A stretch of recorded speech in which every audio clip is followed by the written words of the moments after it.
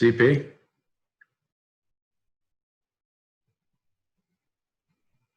This will help out a lot more when I take mute off, right? It will, yeah. Yeah, exactly.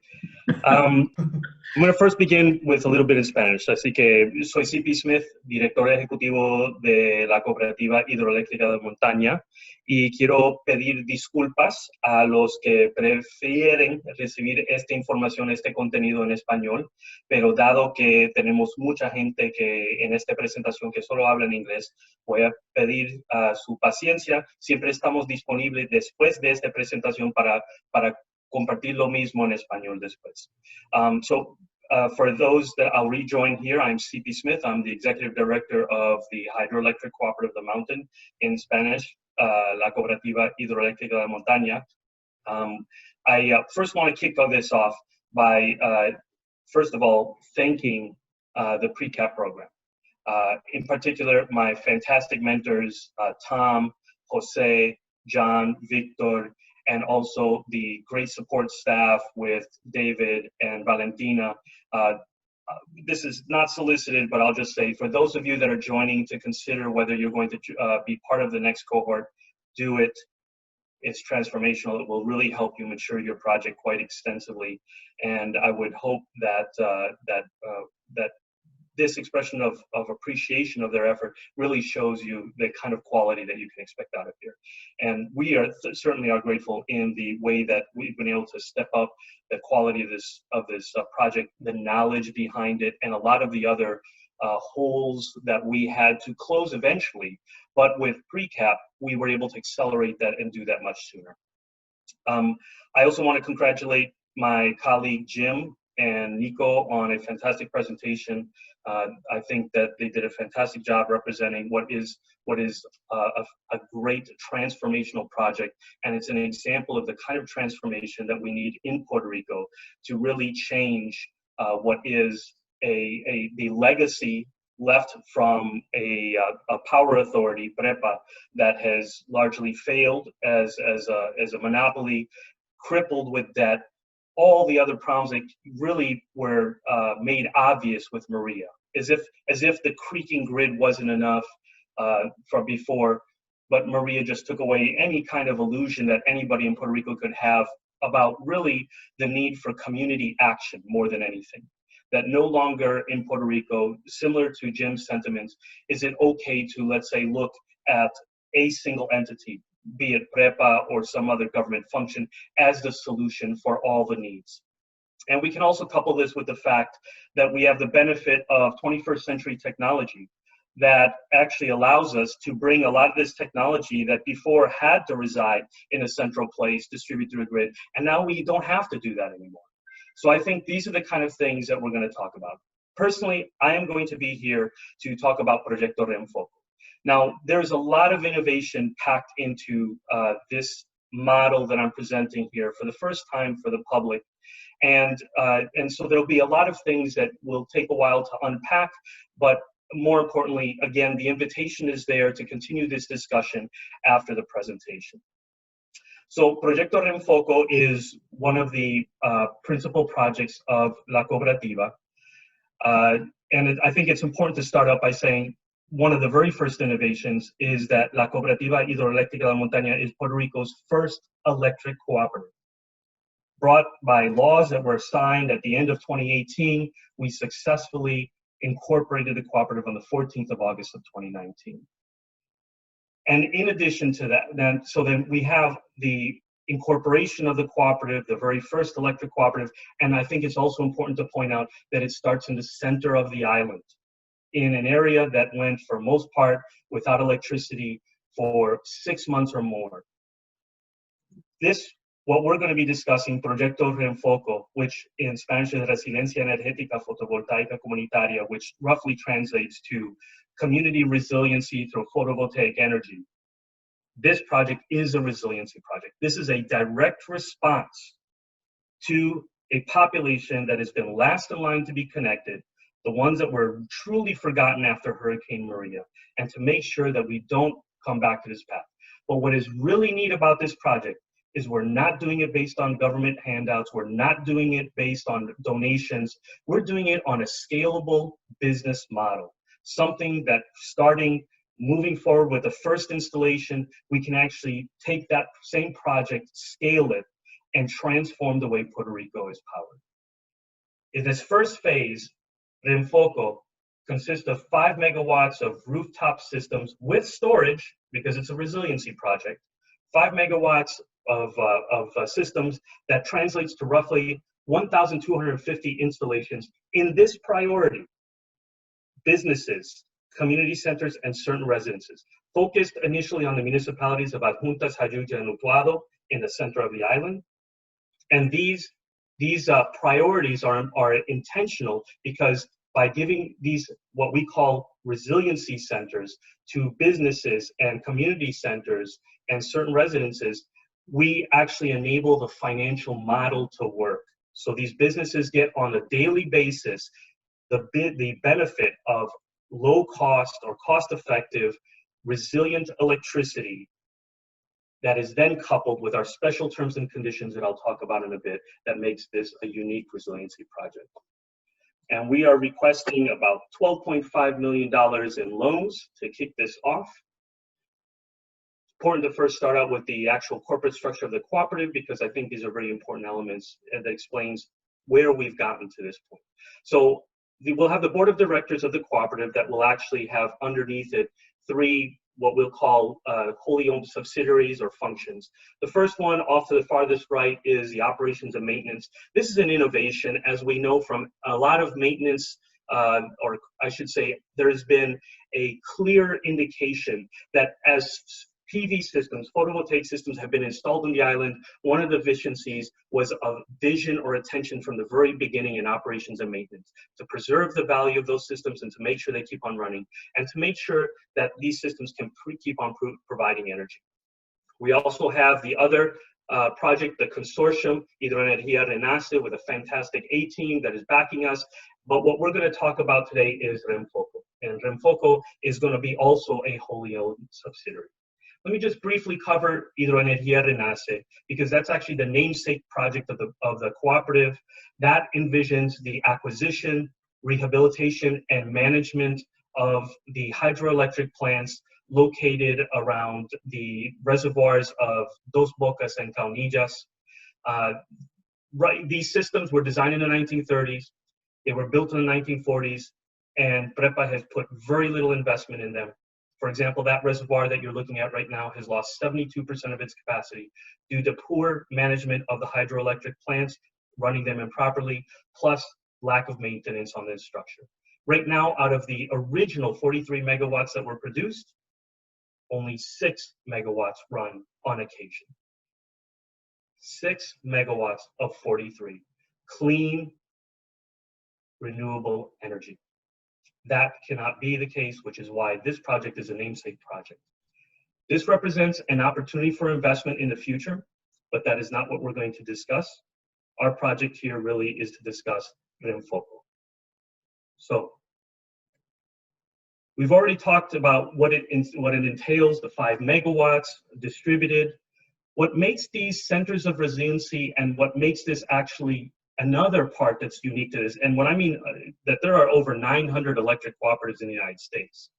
We are the first electric cooperative in Puerto Rico, but what makes this even unique within all the cooperatives in the United States is the inclusion of very important terms and conditions, which is that the business and the community center that is gaining the daily benefit of having that resilient, cost-effective energy also includes terms and conditions that when the grid falls, I'm not saying if, I'm saying when it falls, then any cooperative member has the ability, the right to come to those resiliency centers and connect up anything needed for medical use.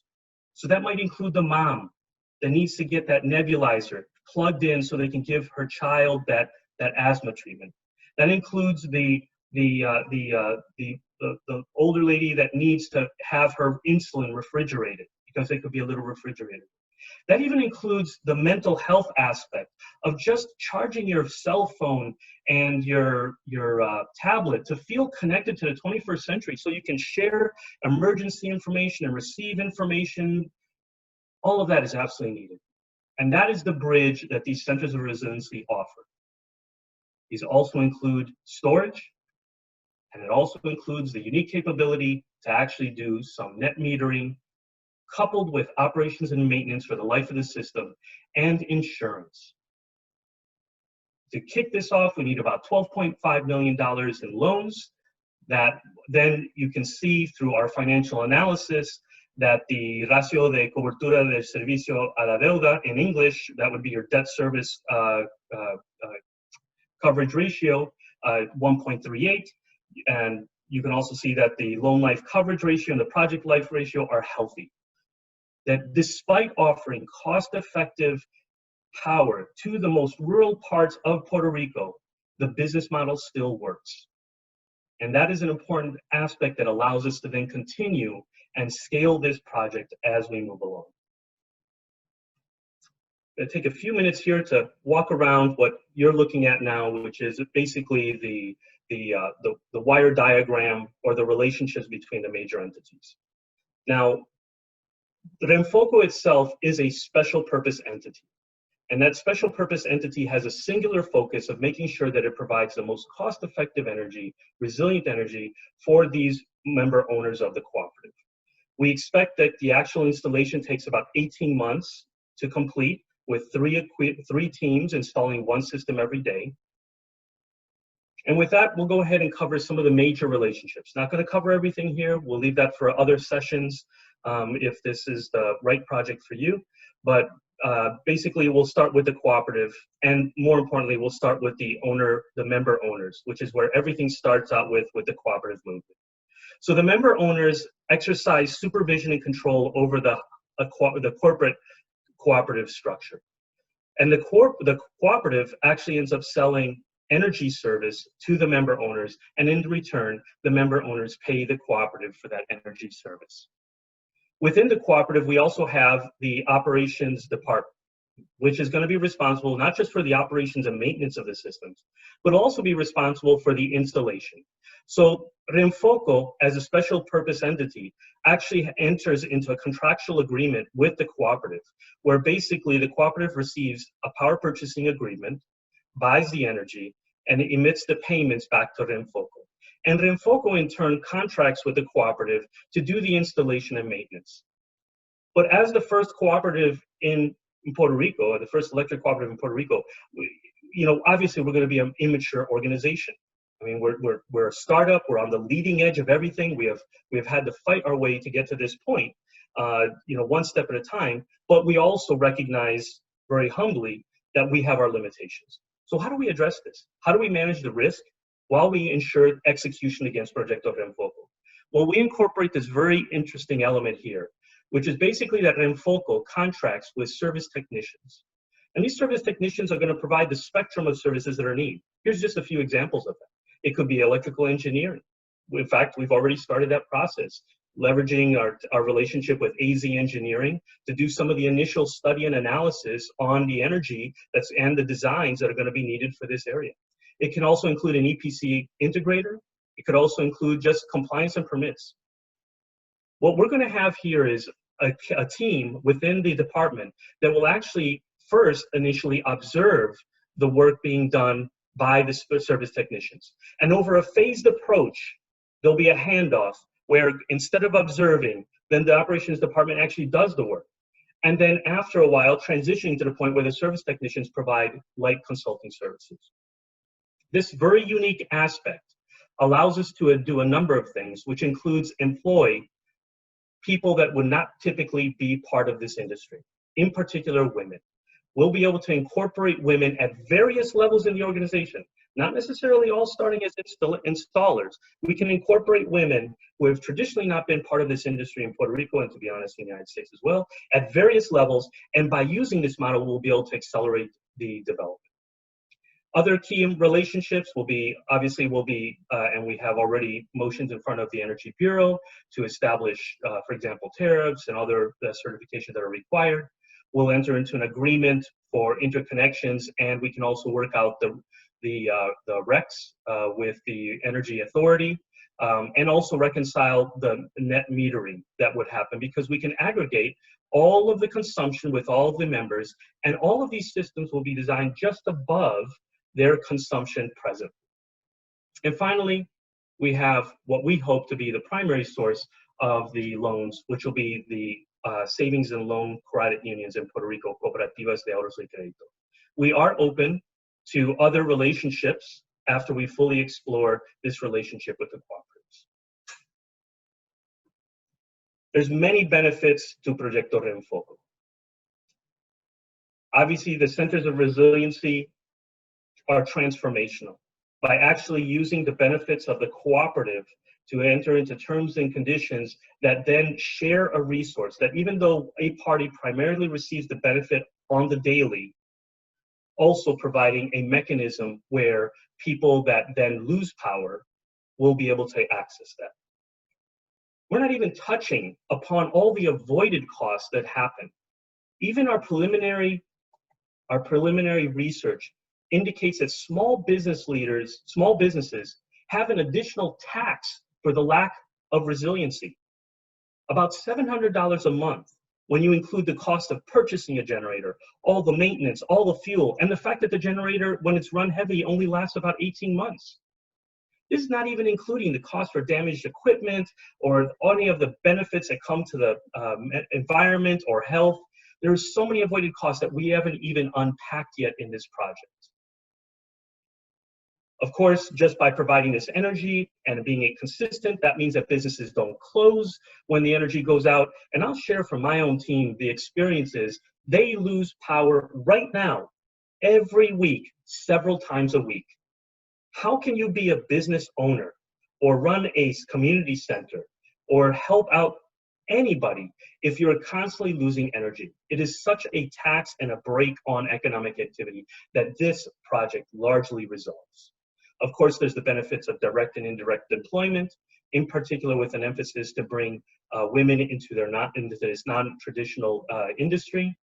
And of course, the cooperative also benefits from the classic model of a cooperative, where by buying in volume, we can obtain better capital, better terms and conditions on equipment and materials, and a lot of other terms that come into this that will lower the cost over the life of the system. The member owners, as a result of this, will see, and this is amazing, a total of $27 million in savings for the member owners over the life of the systems, with that translating to about $22,000 for each member owner on the average system. And that is based on today's tariff from the Power Authority. That doesn't even include the increases that we are absolutely certain to be seeing in the near future. And baking in operations and maintenance from the very beginning is absolutely essential, not just to preserve the value of the system, but also to be able to provide a new model that ensures that these systems will be ready when they are called upon. And that is a very important part of the resiliency aspect. And because insurance is actually, there's a relatively low incidence of insurance in Puerto Rico, the cooperative is going to assume the responsibility for insuring them as a portfolio, which not only translates to more savings, but also ensures that we manage the risk better for any of the key stakeholders that are investing in the program. So just as a recap, Proyecto REENFOCO, about 5 megawatts of installation, primarily rooftop, all with storage.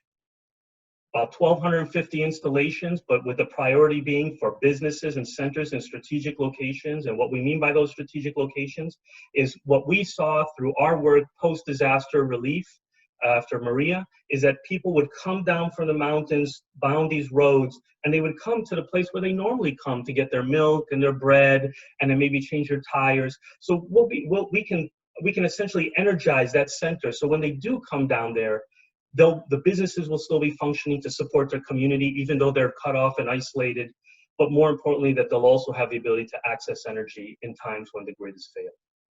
And what we're requesting is $12.5 million in loans to kick us off. And what we're asking you is to be part of the energy transformation of Puerto Rico. Be part of this change that is needed. Join us, make this project a reality, so that then we can begin the first step in transforming the way Puerto Rico is energized. And with that, thank you very much. And I'll open it up for any questions that anybody may have. All right, let's see what we get. Now, while people are thinking and pondering their questions, this is the way the instructors and mentors work. We pick it apart as we go. Um, could you maybe talk a little bit about what your next steps are in Proyecto REENFOCO? Yeah, absolutely. For Proyecto REENFOCO, we are right now in the process of doing several important milestones. One is an engineering study. We've just started an analysis on, we've done some initial work, but now we're actually kind of subcontracted out with an electrical engineering team to actually do several studies. We're doing 6 locations, 2 in each municipality, 1 in the center of the town, 1 in the mountain. And then we'll go ahead and use that analysis to develop what should be about 3 different templates, 3 different designs that we will then use as a standard to go out there and shop. We're also lining up our member owners that we've had a lot of requests for these systems already. And what we're going to do is then start developing the process where we actually start racking and stacking who will be able to actually offer those systems to. And our next step definitely is seeking partners that are interested in funding this project. Now, I am giving, after we finish this PRECAP project, this program, we expect to already start presenting within 1 month. My goal is within 1 quarter to be able to have identified and secured the funding. And then within another quarter after that to line up the supply chain. And then within 3 quarters, I want to have systems starting to be installed on rooftops throughout through the municipalities that we're working. Terrific, excellent. So maybe just to highlight, I know that some people have often been confused by the relationship between Hidroenergia Renace and the Proyecto REENFOCO. Maybe talk a little bit about what's the difference of it, and maybe what the status is on the Hidroenergia Renace. Okay, thanks, Tom. So first of all, both projects are complementary. And the projects together provide an amazing transformative capability. Because even though REENFOCO is focused on resiliency, by rehabilitating those cooperatives, we believe that we can improve the capacity of those hydroelectric plants from 43 megawatts, what was in 1940s, 43 megawatts nameplate peak capacity, to 50 megawatts. And that 50 megawatts is more than enough to provide power for the entire 3 municipalities. For example, the sum total consumption of the 3 municipalities is about 11 megawatts per hour. So just those hydroelectric plants offers the capability to use the wheeling regulations that are now in force in Puerto Rico, and basically offer that on the market, which represents lots of revenue coming into the cooperative that can then be used to expand the resiliency project and also serve as an engine for economic development. Because that's really where the core values of the cooperative comes at. How to transform a community that has otherwise been economically depressed, last in line, and how to do that without depending on the government. So using this model, we'll be able to actually complement each other, because the cooperative can provide base power. That hydroelectric power is the most cost-effective energy that can be produced on the island, even with the investments that will have to be made to bring them online. So there'll be no source of energy that'll be more cost-effective than the hydroelectric plants. Couple that with a resiliency project, and that right there changes entirely the way that the center of the island can be energized. And that's the vision that I would like everybody to understand and share about the cooperative, and why your continued support is here. I'm very thankful that we have several of our supporters, including representatives from not only Unidos por Utuado, but supporters of Unidos por Utuado, like Comprometidos, Fundación Banco Popular, the Hispanic Federation, that have joined us here to actually move us ahead. Boston Foundation most recently, that have actually dedicated those resources that have enabled us to come as far as we have. We have a while to go, but now definitely the light at the end of the tunnel is there, and I sense it. I feel that we're just on the cusp of actually making this happen. So this is the time to help us get across that last mile and actually start changing the way Puerto Rico, instead of just talking about it, we can actually make this happen within this year, within 2020. And that would be what I would hope everybody adopts and helps us and supports us. Thanks, CP. I think one question I think is worthwhile following up.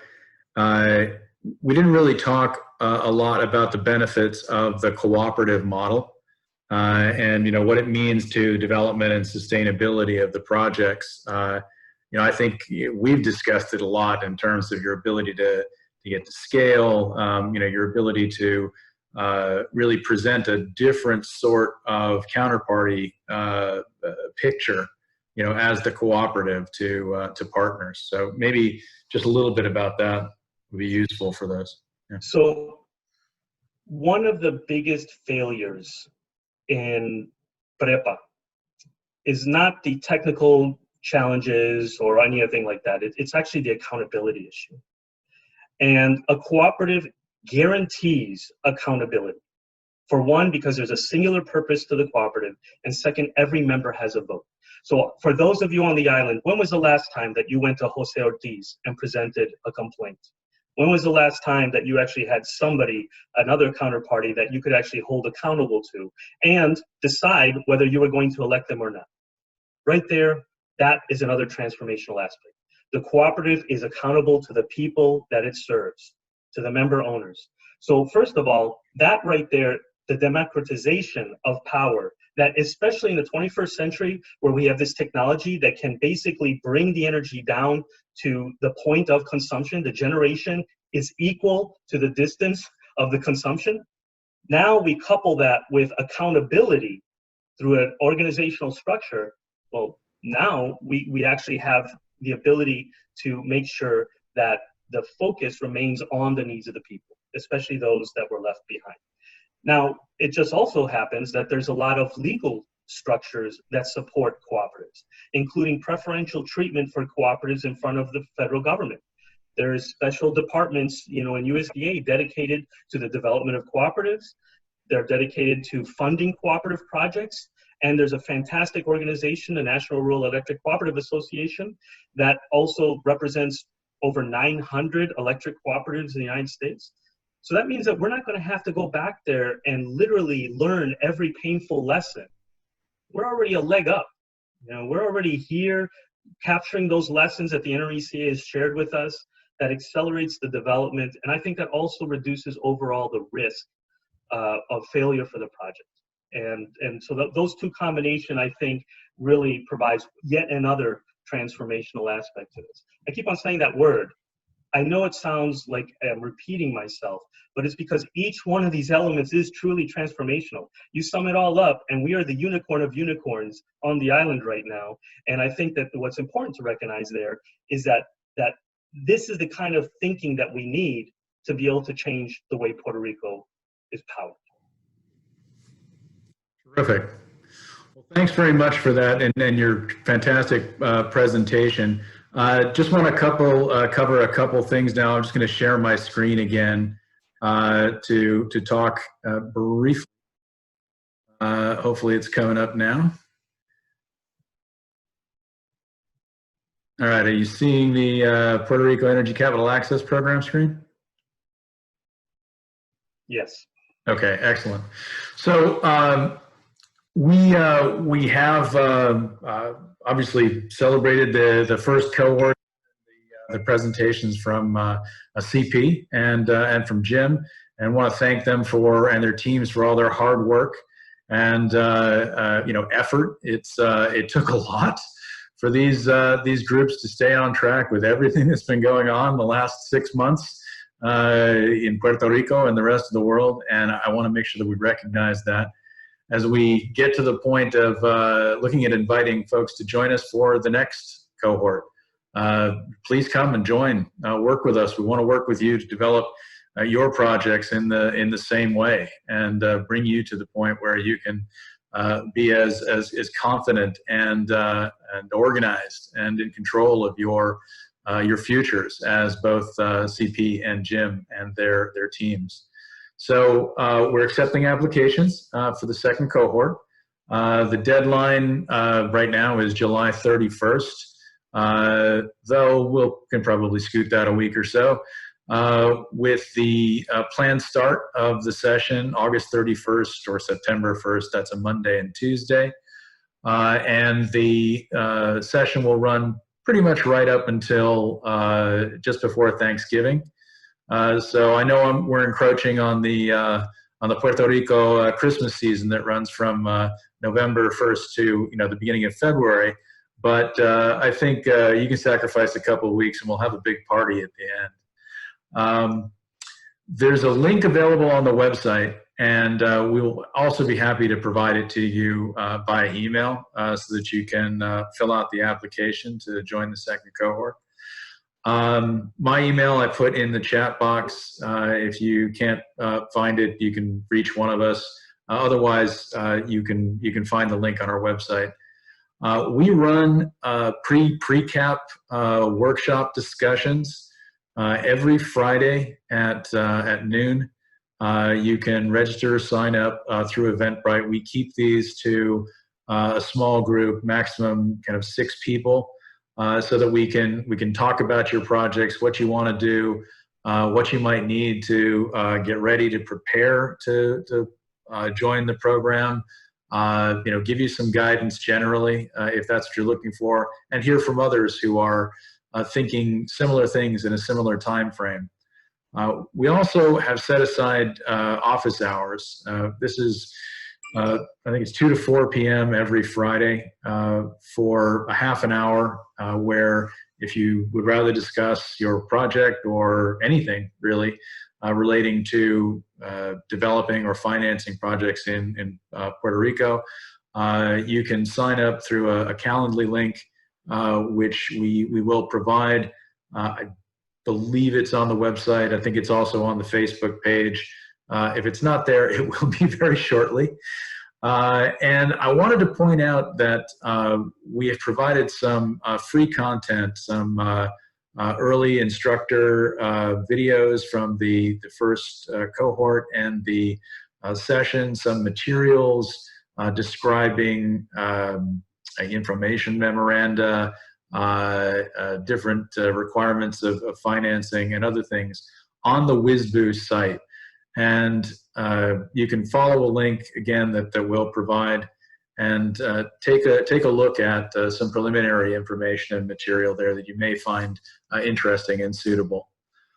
So I think with that, I really just want to thank everybody for joining us, and hope we'll be doing more with you. Some basic information to contact us on the screen now, the website address. Again, my email is in the chat if you want to grab that.